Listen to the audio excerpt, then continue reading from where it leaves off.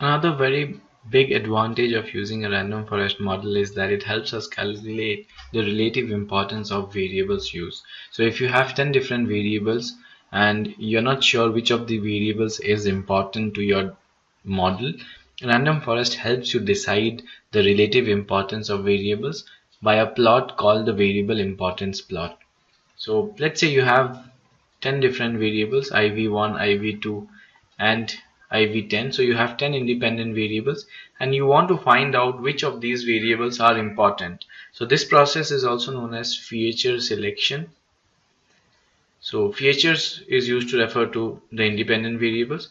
So the process of selecting the important features is known as feature selection. Why do we want to select important features? Because if you include unimportant features into your model, it usually leads to overfitting. So we have traditionally seen in linear and logistic regression. In linear and logistic, if you include too many independent variables, it might lead to overfitting. Now, how do we do feature selection in these models? In these models, we get the p-values.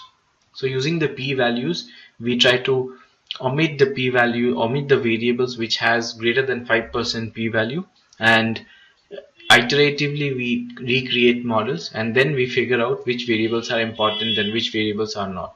Now that is a very tedious process in linear and logistic.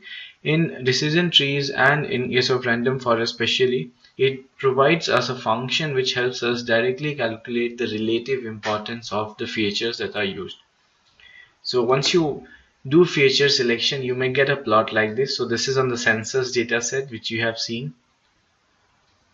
So this is the relative importance of variable. We get two plots. Both of them, they measure the similar concept, which is how important a variable is to the model. So for example, in this plot, you can see capital gain is the most important variable. It has the most relative importance. Next is capital loss and so on. So these few variables you can say are not important to your model. And the top few variables are very important. Now, a lot of people also find out the relative importance of variables using a random forest model and then take this information back to a linear or logistic regression model and only use the variables which they find important through random forest into a linear or logistic model. Now, that is also done very commonly. Why is that done? Because the process of selecting feature importance in linear and logistic is a little tedious. So we try to borrow the idea from random forest and then take only the important variables to linear and logistic. But let us see how are these two charts formed. So what is the process of forming the variable importance plot in random forest? So we will first talk about the first chart, which measures the decrease in accuracy as is shown here. So this measures the decrease in accuracy. So how is this chart calculated? So what is done is each variable is picked one. So let's say we pick this variable, and instead of the actual values of the variable, we just permute some random numbers for this variable. So we will permute some random numbers for this variable instead of the actual values, and then we try to rerun the model.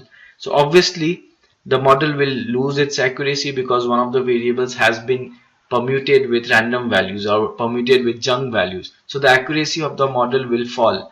Now we measure how much has the accuracy fallen. Now if the variable is very important to the model, the accuracy will fall a lot, because obviously if you take a very important variable and replace its values with junk values, it would lead to a large fall in accuracy of the overall model. So this concept is used as to find out the relative importance of variables. The variable which results in the largest loss in accuracy is the most important variable, and this accuracy measurement is done on out of bag sample of data. So this is not done on the training data, this is done on out of bag sample data, and hence it is a very good parameter to estimate the relative accuracy of a variable. Now let's see the other variable, the other drawing that we have. So this also measures the relative importance of variables, but using a slightly different concept. So what do we measure here? We try to measure the relative decrease in Gini index. In this chart, we take each independent variable. So let's say we take capital gain and we measure the decrease in Gini index or the decrease in impurity as a result of this single particular variable. So we measure how much is the Gini index decreasing as a result of capital gain. Of course, if the decrease is a lot, this means that this variable is important to the model. Similarly, we will check how much is the Gini index decreasing for the variable age, or what is the result in purity, or how much is the purity increasing or the impurity decreasing as a result of the variable age. So using this approach, we measure the variable importance in the second diagram. Now this is done on the training data. This is not done on the out of sample data. This is done on the training data, and hence this is not a very accurate measurement of the relative importance of variables. The first plot is what gives you a more accurate picture. So using these two concepts, we measure the variable importance of all the independent variables used in the random forest model. Let us see how do we compute the variable importance plot in R. So we will try to run the variable importance plot on the census dataset, which we have seen in the previous video. So these few lines we have already discussed. These few lines. The additional change when you want to draw a variable importance plot is you need to write importance is equal to true. In the model, while you create the random forest model, we have to write importance is equal to true. So this allows the algorithm to store additional information, which is then used to compute the variable importance plot. Now after this, the process is very simple. You use the variable importance plot function and the name of the model. So once you run this, you get the variable importance plot, which we have already discussed. So it's pretty simple to get the variable importance plot in R. In the next section, we will do a case study where we will apply everything that we have learned about random forest and decision tree.